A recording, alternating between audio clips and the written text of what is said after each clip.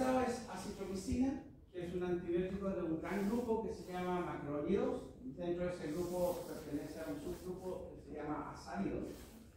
También es de amplio espectro, pero es bacteriostático.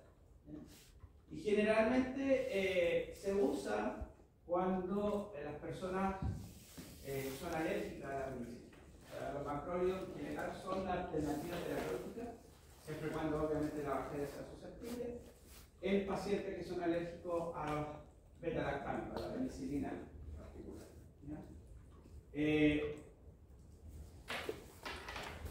La amoxicilina puede usarse sola o, como habíamos dicho, también asociado a un inhibidor de beta-lactamasa. Las beta-lactamasas son enzimas que hidrolizan los antibióticos beta-lactámicos, haciendo de la actividad antibacteriana, y son el principal mecanismo de resistencia a los antibióticos beta-lactámicos. Por lo tanto, la amoxicilina se asocia a este inhibidor para recuperar la actividad de la amoxicilina.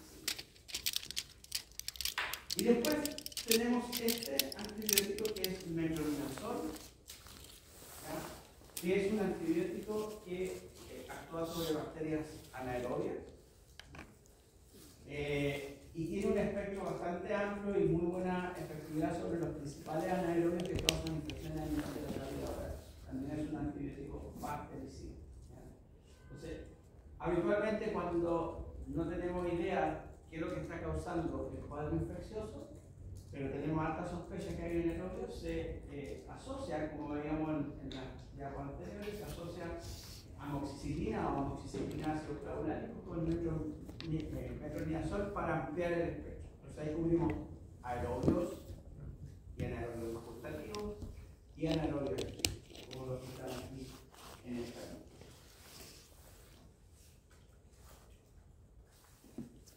No es, el metronidazol no es activo sobre aerobios, por eso no se puede usar solo si es que sospechamos que hay una infección mixta.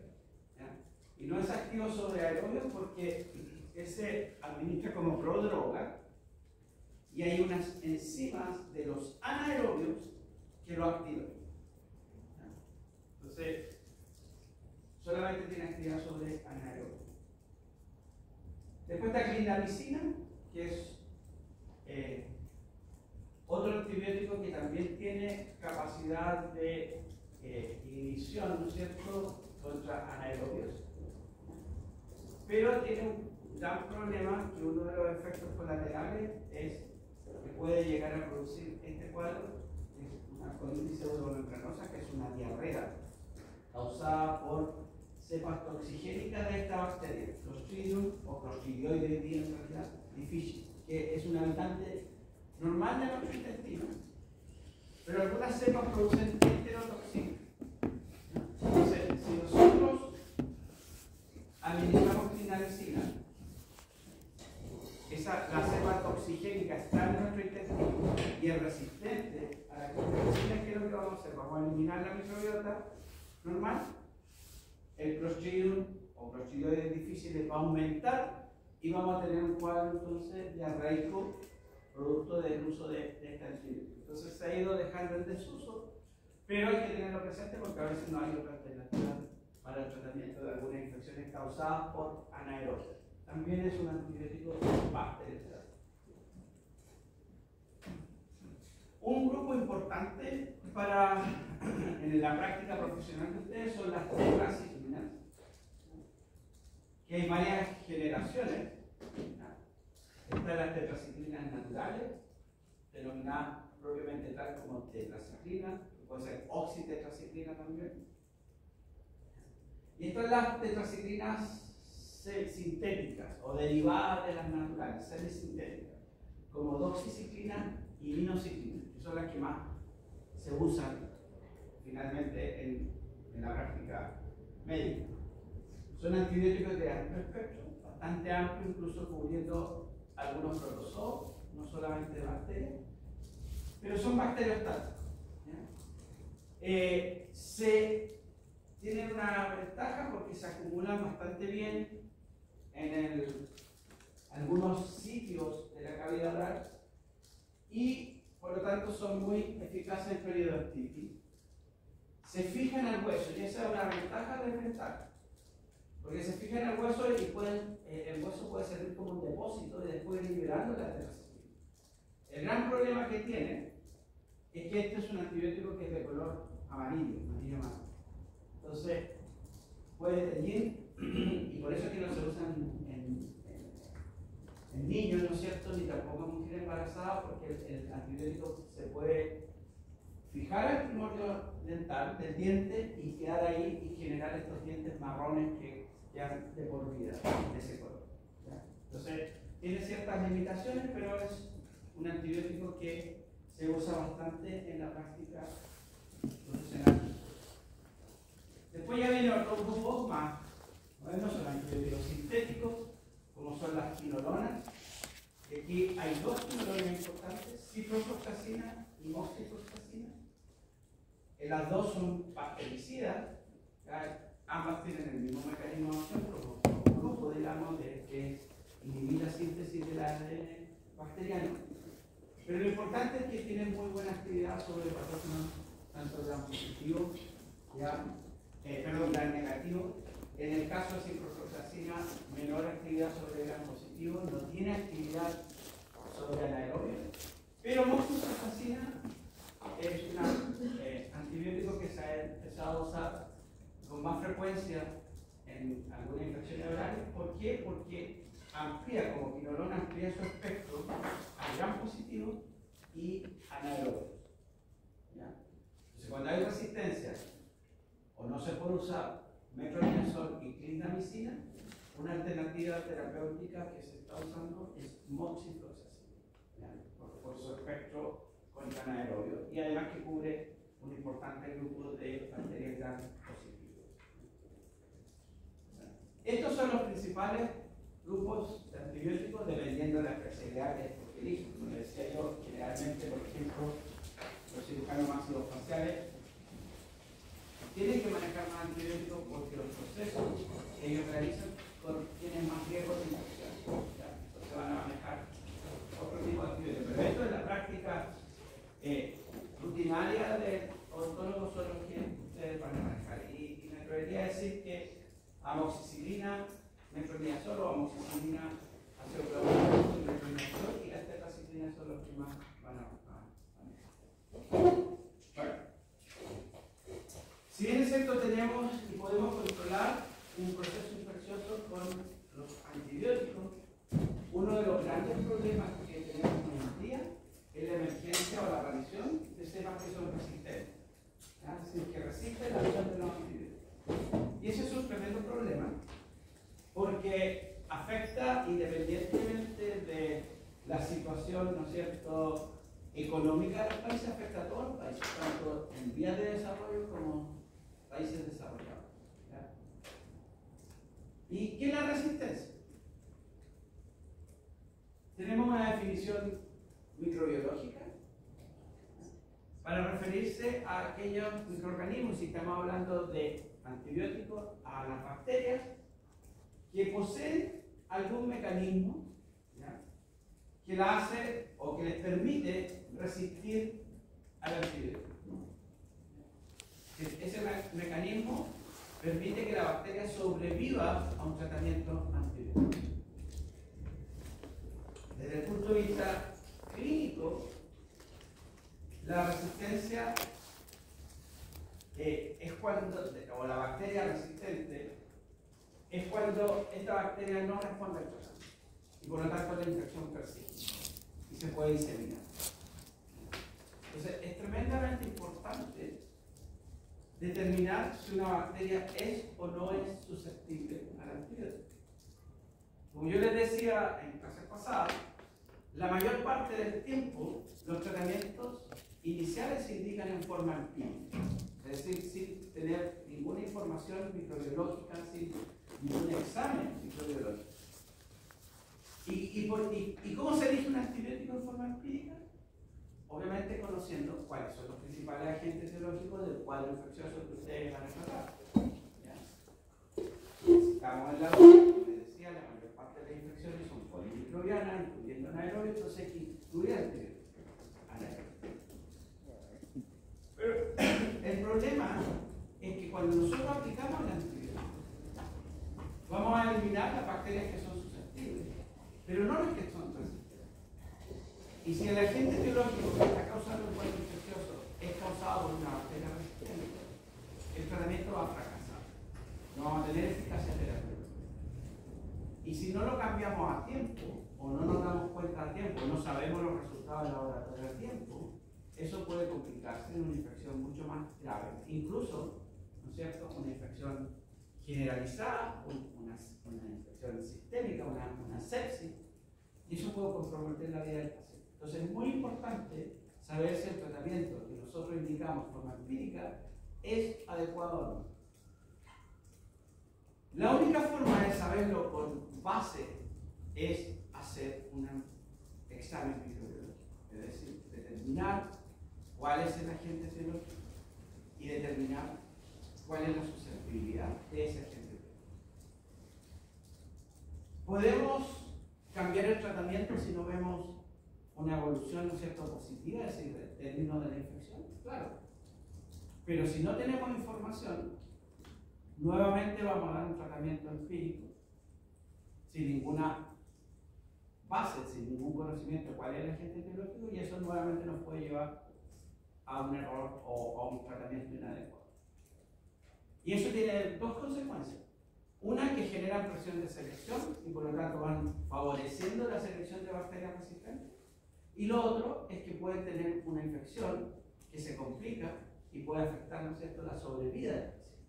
Entonces es muy importante ser exitoso, sobre todo en las primeras horas del tratamiento de una infección.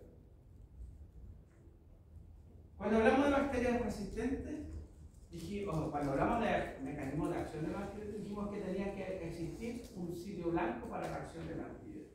Bueno, cuando hablamos de bacterias resistentes, hablamos de dos tipos. Una resistencia que es natural, o vamos a hablar de insusceptibilidad natural, y una resistencia adquirida. La resistencia natural se refiere a que todas las cepas de una determinada especie son insusceptibles a ese antibiótico. ¿Y por qué son insusceptibles? Porque esa especie tiene características propias, inherentes, ¿no es cierto?, que son las responsables de que el antibiótico no tenga efecto. Y generalmente se debe a dos factores. Uno, que no exista el blanco en la bacteria para ese antibiótico. Y si no hay blanco, no hay acción. Y la otra posibilidad es que el blanco exista, pero el antibiótico no puede alcanzar ese blanco. Por ejemplo, los betalactámicos que hemos dicho, el blanco de acción es inhibir la síntesis de la pared. Pero ¿qué pasa con bacterias que no tienen pared? Porque hay algunas bacterias que no tienen péptido glicano. Entonces, si no tienen péptido glicano, por mucho antibiótico que agreguemos, no va a hacer nada, no va a pasar nada. Porque no está el blanco para eso. Entonces, esas bacterias que no tienen péptido glicano son naturalmente insusceptibles. Y por lo tanto, no podemos tratarlas con esos antibióticos que no tienen blanco. La otra posibilidad es que el blanco exista. Por ejemplo, si un antibiótico, el blanco inhibir la síntesis proteica, ¿dónde tendrá que unirse?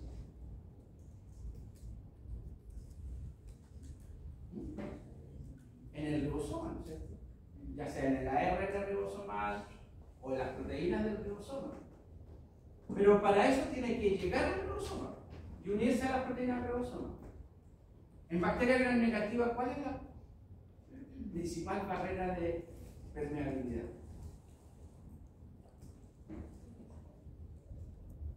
¿Le he escuchado? La membrana, ¿pero cuál membrana? Externa, ¿no es cierto? Y los antibióticos, que la mayoría son hidrofílicos, ¿por dónde ingresarán? ¿Cuál es la puerta de entrada de los compuestos hidrofílicos en las bacterias gram negativas?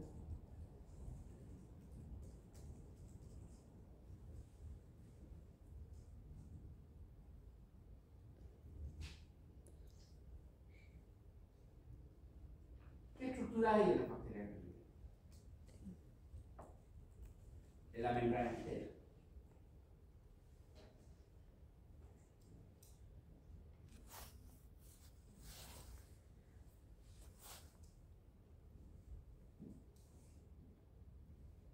¿Nadie se acuerda?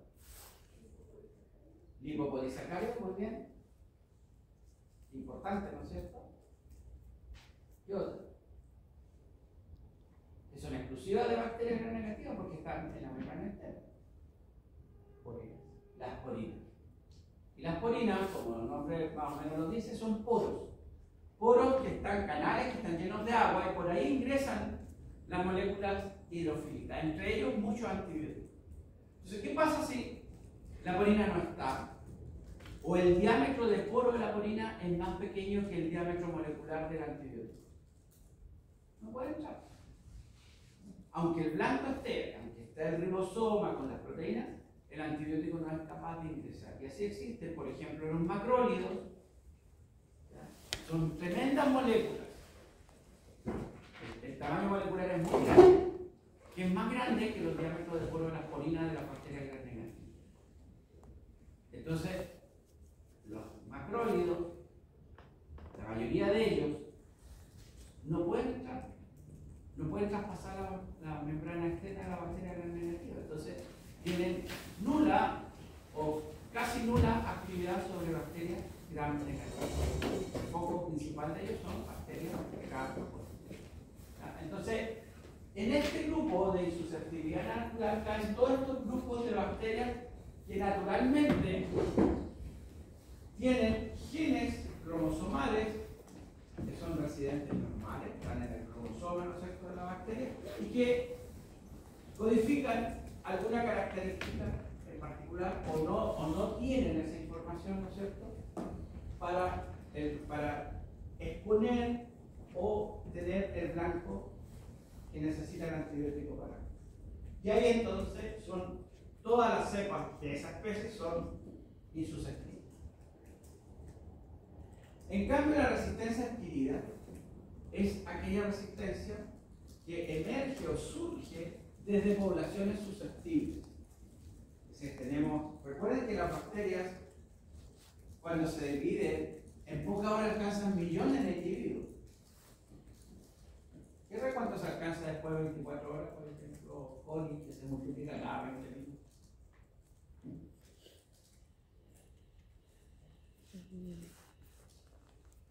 Por lo menos 10 elevado a 9. Unidad formadora colonia por ml. O sea, ¿cuántos son? ¿Cuántos millones?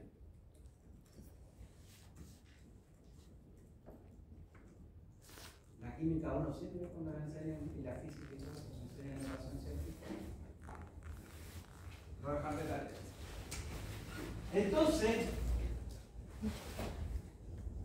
¿cuál es el principal mecanismo de variabilidad genética? Es decir, ¿cómo evoluciona el genoma bacteriano? ¿O cuáles son los mecanismos? Ya no hemos hablado al principal porque en realidad todos son importantes. Pero ¿cómo evoluciona?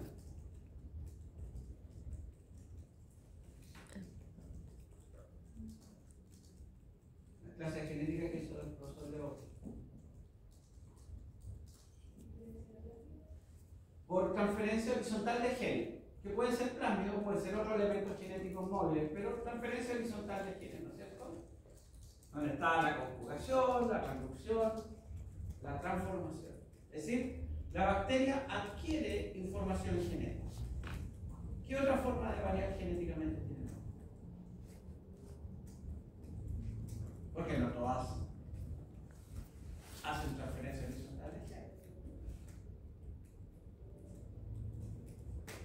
El más basal.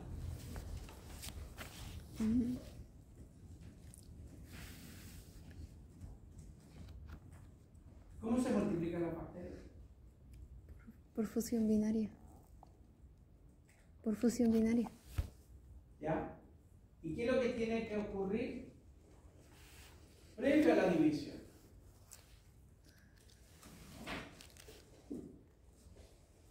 Tiene que replicarse el material genético. tiene que replicar su material genético, ¿no es cierto?, para poder garantizar que cuando se divida, ambas células hijas, ¿no es cierto?, en el proceso de división, reciban la información genética, porque si no replican su material genético, una de las células no va a recibir material genético y sin material genético no se hace nada. ¿Cómo se replica? ¿Cómo es la replicación del material genético? ¿Cómo se replica el ADN?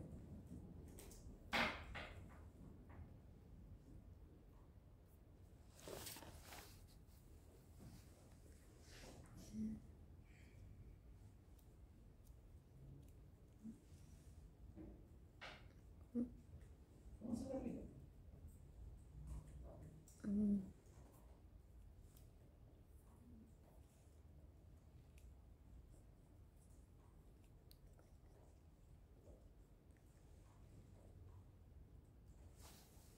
Y esto es válido, es universal, no solo para las bacterias. En cualquier célula, la replicación del ADN es igual.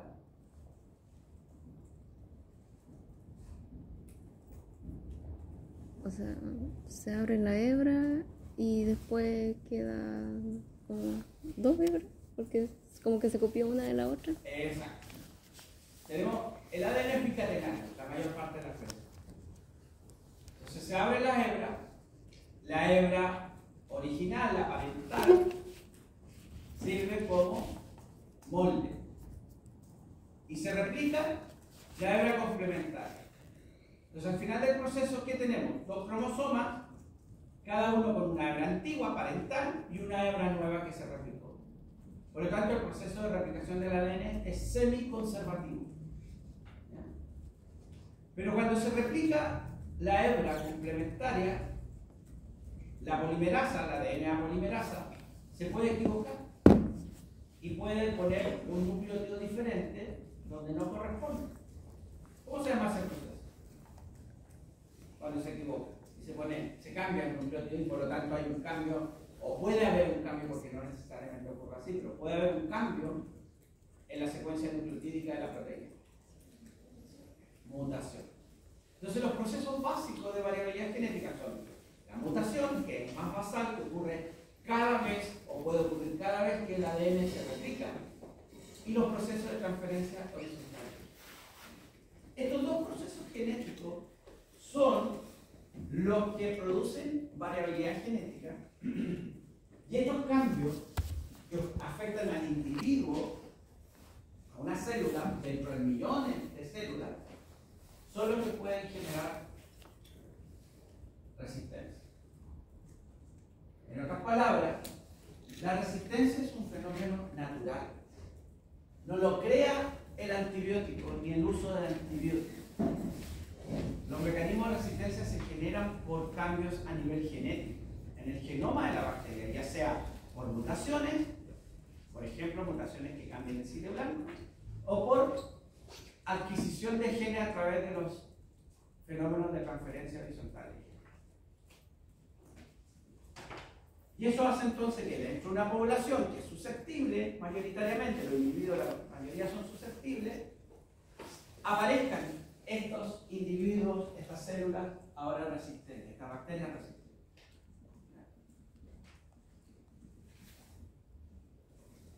Ya lo mencionamos, ¿no es cierto?, cómo ocurre. Y por lo tanto, cada vez que usemos un antibiótico, en la práctica clínica, en la producción animal, como les decía en la primera clase, los antibióticos no solo se usan en la práctica clínica, y lo usemos bien o lo usemos mal, vamos a generar presión de selección. ¿Y qué es lo que hace esa presión de selección? Elimina las bacterias susceptibles, pero las que resisten, las que cambiaron, van a sobrevivir. Y si seguimos usando un antibiótico, el mismo antibiótico, la población de células resistentes, de bacterias resistentes, va a ir aumentando. Por eso es que es muy importante usar bien los antibióticos y saber que el antibiótico que estoy prescribiendo para un tratamiento infeccioso o para un proceso infeccioso es el adecuado. Porque si no es el adecuado y la bacteria resistente está feliz ahí. ¿Cierto? Entonces, esto es lo que estamos conversando. En una población tenemos una población que es heterogénea, probablemente si no ha estado expuesta a los antibióticos, la gran mayoría va a ser susceptible. Pero dentro de esa población habrán algunos individuos que tienen susceptibilidad disminuida o francamente son resistentes porque han cambiado genéticamente. Ya, adquirieron genes o mutaron. Entonces, cuando aplicamos el antibiótico,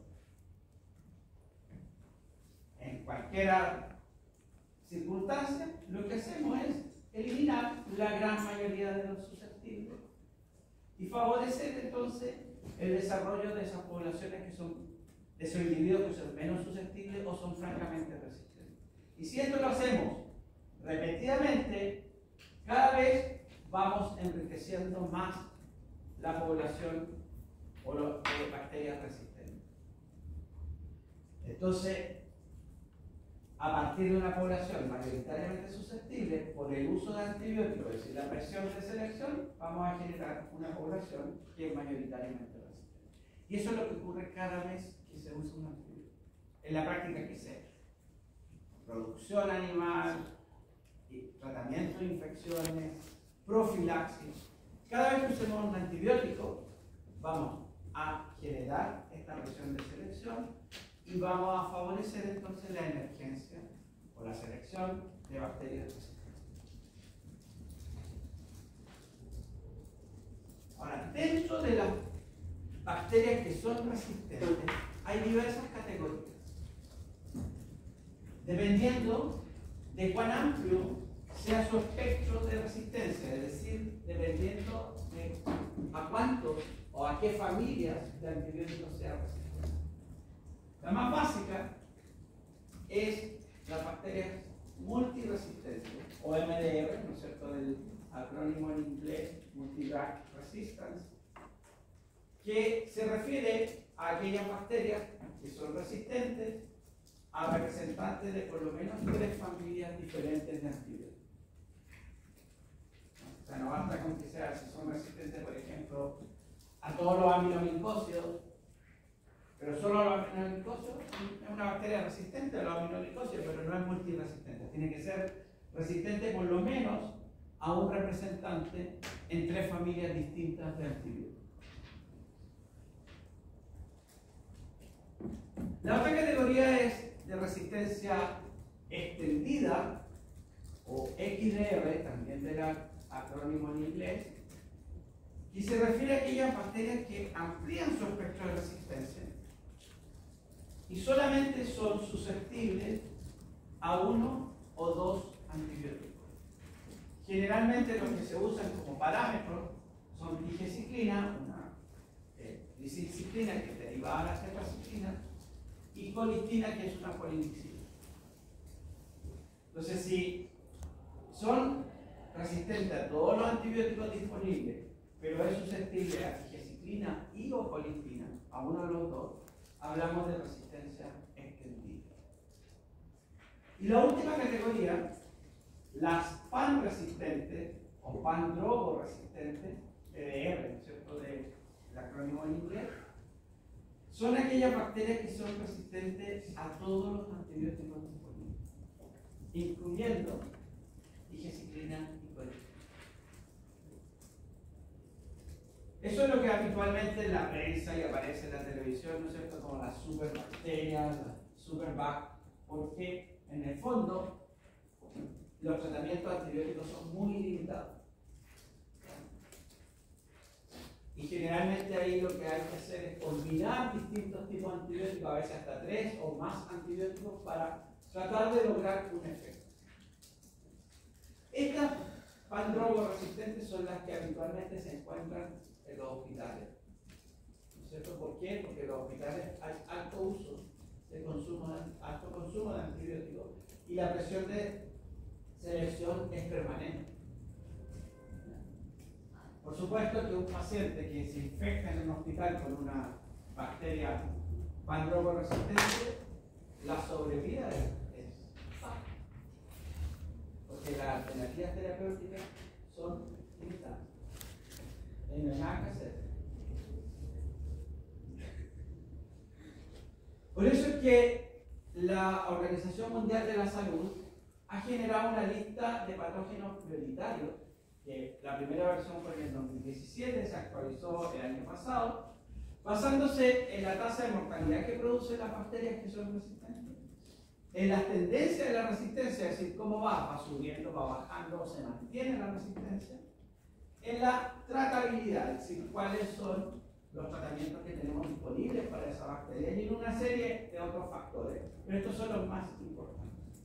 Y he categorizado a las bacterias en tres grupos importantes: de importancia crítica, de importancia alta y de importancia media. Y estos 12, más o menos 12 especies bacterianas son importantes porque de alguna forma el tratamiento de las infecciones que ellas producen se complica porque las alternativas terapéuticas son disminuidas. Obviamente el grupo más crítico es este.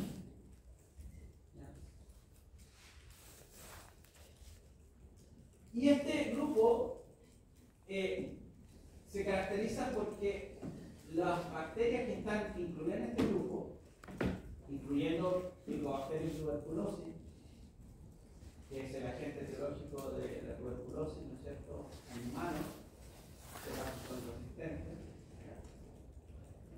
Este grupo tiene bacterias que son resistentes a los antibióticos de última generación. Cefalosporina de tercera generación, carbapenémicos, que son los antibióticos que se usan para bacterias que son multidrogoresistentes e incluso extensivamente resistentes. Entonces, en este grupo están los principales patógenos, principalmente hospitalarios, que son los que causan infecciones asociadas a la atención de salud y que son de difícil tratamiento. Ahora, ¿cómo resisten las bacterias? Porque así como existen mecanismos de acción de los antibióticos, existen mecanismos de resistencia. Aquí tenemos un esquema de una bacteria y vemos los principales mecanismos de resistencia. El primero, alteración del sitio blanco. ¿Ya? Es decir, el sitio blanco, probablemente lo más frecuente, una mutación durante el proceso de replicación del ADN, genera un cambio en la secuencia aminoácidica de la proteína que es blanca. Es una proteína ribosomal, cambia el aminoácido y al cambiar el aminoácido cambia la estructura de la proteína. Y eso puede cambiar la afinidad del antibiótico por esa proteína. Si cambia la afinidad, obviamente la bacteria se hace por lo menos menos susceptible o francamente resistente a ese antibiótico.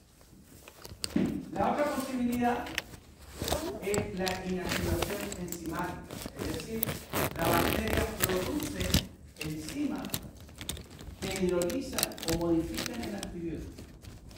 Ya les comenté yo de las beta-lactamases. ¿Qué hacen las beta-lactamases?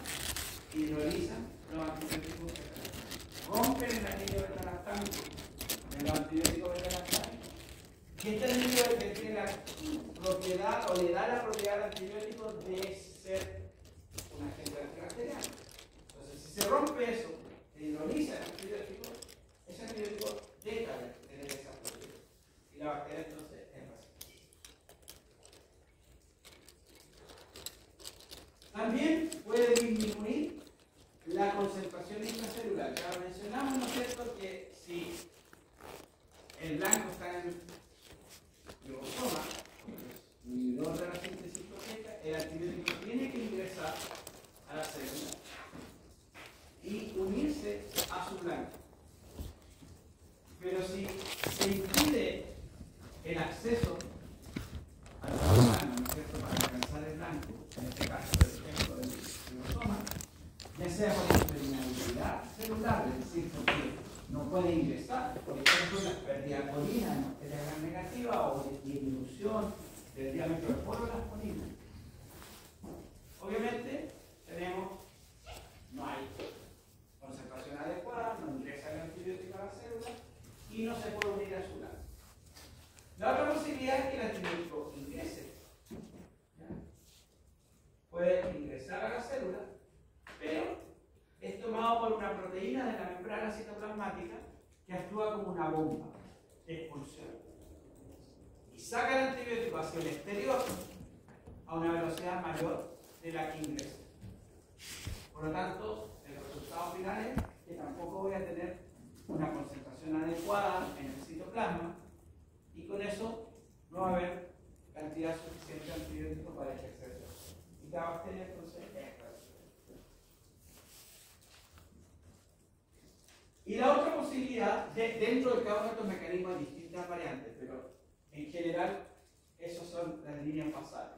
La otra posibilidad es el mecanismo que se denomina bypass o alternativo, en que en el fondo la bacteria, porque adquirió genes a través del proceso de transferencia horizontal de genes, adquirió genes que codifican una proteína alternativa a la proteína blanco del antibiótico. Pero esa proteína alternativa, que hace las mismas funciones de la proteína blanco, no es susceptible o no tiene afinidad por el antibiótico. O el antibiótico no tiene afinidad por ella. Entonces, ¿qué pasa cuando tiene esta proteína alternativa? El antibiótico inhibe la proteína original, porque tiene afinidad por esa proteína original. Pero la proteína alternativa, con la cual el antibiótico no tiene afinidad, es capaz de hacer la función. O sea, hay un bypass, ¿no es cierto? Porque hay una proteína que es insusceptible. Adicional, que hace la misma función de la original, que es insusceptible del antibiótico. Y eso entonces permite que la bacteria siga viviendo. Y hay otro factor importante que normalmente no es un mecanismo, no existe un gen propiamente tal, pero trae como consecuencia la resistencia, que es la formación de biopelícula o biofilms. Y esto es muy frecuente a nivel dental. La placa dental es una biopelícula. ¿Ya? Pero ¿qué es lo que pasa? Se forma la biopelícula y formamos estas estructuras tridimensionales, que son como unas torres, donde tenemos, que puede ser mixta, la biopelícula puede estar formada por más de una especie bacteriana, o puede ser monomicrobiana. ¿Qué pasa con los antibióticos? Como esto es una tremenda torre y está cubierta de exopolisacáridos, que hay que tener cuidado cuando vean la estructura, se genera una especie de barrera donde el antibiótico tiene una penetración limitada hacia la parte más profunda de la biopelícula. Entonces, normalmente el antibiótico actúa sobre las células superficiales, pero no sobre las que están, porque no alcanza a penetrar en concentraciones adecuadas a la parte más profunda. Y además, el metabolismo de las células que están en la parte más interna de la biopelícula es un metabolismo distinto de las células planctónicas, es decir, las que no están adheridas, y de las células de la biopelícula, pero las más superficiales. Entonces necesitamos mucho más antibióticos para inhibir. En general, cuando se forman estas biopelículas, además del tratamiento antibiótico, hay que erradicar de forma mecánica, ¿no es cierto?, las biopelículas, sin sacarlas. Porque es muy difícil erradicarlas, eliminarlas solo con el tratamiento antibiótico. Esto es muy frecuente, por ejemplo, en las prótesis. En el caso de válvulas cardíacas, prótesis de cadera. Y cuando se forma una biopelícula, hay un proceso infeccioso y la bacteria forma biopelícula en estas prótesis cardíacas, válvulas cardíacas o prótesis de cadera, normalmente se termina finalmente retirando las prótesis, ¿ya?, o las válvulas, pues cambiando, porque es casi imposible solo con el antibiótico eliminar esa biopelícula. Entonces, aquí no es que la biopelícula genera resistencia por las condiciones que yo les digo que existen en la biopelícula, pero no es un mecanismo propiamente tal de resistencia. La resistencia está dada por este mecanismo de estilo de vida que tienen las bacterias de crecer en biopelícula. Bueno, ya lo que ya habíamos mencionado, cómo ocurre a través de mutaciones o transferencia horizontal de genes, donde están todos esos fenómenos genéticos de transferencia horizontal que ustedes estudiaron en las clases de genética. Recomendaciones, si quieren profundizar, en la biblioteca de aquí de Ciencias Biológicas está este libro, es bastante didáctico, tiene más allá de la tema de la resistencia. Este es más general, el Murray, que es un de resistencia. Y este es un texto que fue escrito por varios docentes de la Universidad de Concepción. La segunda edición es del 2023 y está basado justamente en los cursos de resistencia a antibióticos que se dan en las distintas asignaturas de pregrado y posgrado en la universidad. Yo no gano comisión, pero si alguien quiere adquirirlo, lo puede adquirir en el Departamento de Medicina Interna de la Facultad de Medicina en el cuarto piso. Creo que incluso ya lo hackearon y están en las redes sociales, pero si alguien quiere tener el libro, es un libro bastante bueno que además está aterrizado a la realidad chilena, y de cuál es la situación.